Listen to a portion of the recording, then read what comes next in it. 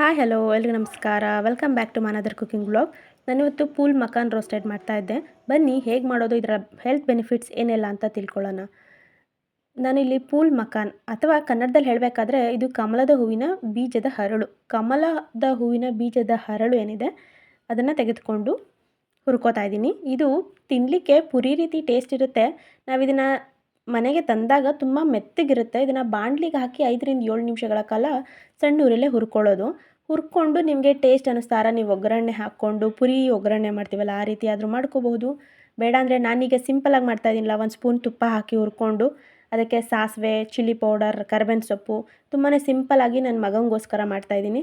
ಹಾಗಾಗಿ ಇಷ್ಟು ಸಿಂಪಲಾಗಿ ಮಾಡ್ತಾಯಿದ್ದೀನಿ. ನೀವು ಬೇಕಾದರೆ ಇದನ್ನು ಪಾಯಸಕ್ಕೆ ಕೂಡ ಬಳಸಬಹುದು ಅಥವಾ ಪುರಿ ಉಂಡೆ ಮಾಡ್ತೀವಲ್ಲ ಆ ರೆಸಿಪಿಯಲ್ಲಿ ಕೂಡ ಇದನ್ನು ಬಳಸಬಹುದು.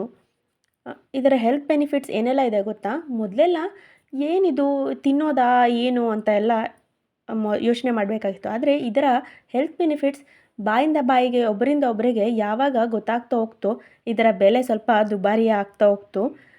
ತುಂಬಾ ಆರೋಗ್ಯದಾಯಕವಾಗಿದೆ. ನಿಮ್ಮ ರಕ್ತದಲ್ಲಿರುವ ಶುಗರ್ ಮಟ್ಟವನ್ನು ಕಡಿಮೆ ಮಾಡುತ್ತಂತೆ.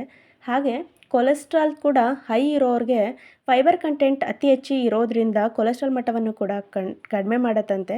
ಹಾಗೆ ಒಂದು ಪೋಷಕಾಂಶ ಭರಿತವಾದಂಥ ಆಹಾರ ಅಂತೆ ಇದು. ಮತ್ತು ಯಾಕೆ ಇಷ್ಟೆಲ್ಲ ಬೆನಿಫಿಟ್ಸ್ ಇರೋದನ್ನ ನಾವು ತೆಗೆದುಕೊಂಡು ತಿನ್ನಬಾರ್ದು?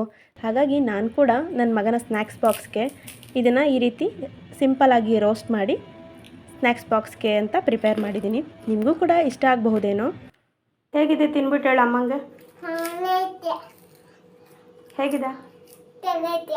ಸೂಪರಾ? ಏನಿದ್ರ ಹೆಸರು? ಮಕಾನ್ ತಗೋತೀನೋ.